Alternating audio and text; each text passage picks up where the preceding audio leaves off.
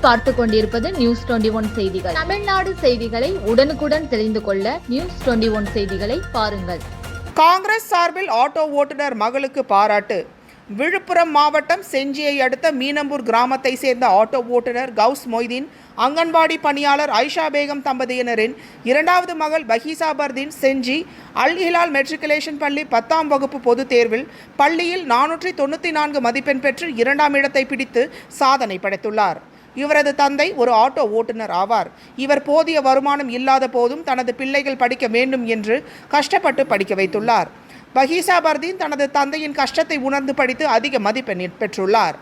இந்த மாணவியை இந்திய தேசிய காங்கிரஸ் சார்பில் பாராட்டு தெரிவிக்கும் வகையில் செஞ்சி வட்டார காங்கிரஸ் தலைவர் வழக்கறிஞர் சக்திவேல் தலைமையில் மாணவிக்கு கிரீடம் சூட்டி சால்வை அணிவித்து கௌரவித்து வாழ்த்து தெரிவித்தனர். விவசாய அணி மாவட்ட தலைவரும் பாரத் மித்ர அறக்கட்டளை மாநில ஒருங்கிணைப்பாளரும் அகலூர் ஜோலாதாஸ் ஏற்பாடுகள் செய்திருந்தார்.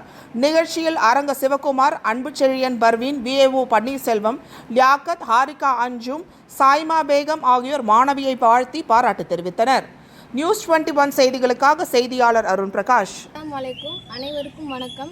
என் பேர் கவ் ஃபைசா ஃபரீன். விழுப்புரம் மாவட்டம் செஞ்சி வட்டம் மீனம்பூர் கிராமத்தில் நான் எங்கள் அப்பா ஆட்டோ ஓட்டுறாங்க. இப்போது 10ஆம் வகுப்பு எழுதின தேர்வில் 500க்கு 494 மார்க் எடுத்தேன். இதுக்கு எங்கள் பெற்றோர்களுக்கும் என்னோடய ஆசிரியர்களுக்கும் நான் ரொம்ப நன்றி சொல்லிக்கிறேன். எங்கள் அப்பா ரொம்ப கஷ்டப்பட்டு என்னை படிக்க வச்சாங்க. அவரோட கஷ்டத்தை புரிஞ்சுட்டு நான் இந்த 10ஆம் வகுப்பு தேர்வில் நல்ல மதிப்பெண் எடுத்தேன். அவர் நல்லா படிக்கலனாலும் அவருடைய ஆசையை தன்னுடைய குழந்தைகளை வச்சு பார்க்கணுன்னு எங்கள் எல்லோரும் படிக்க வச்சாங்க.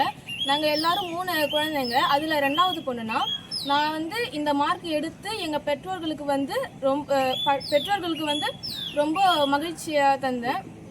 அது மட்டும் இல்லாமல் எங்கள் ஸ்கூல் அலிலால் மெட்ரிக் ஹையர் செகண்டரி ஸ்கூலில் படித்தேன்.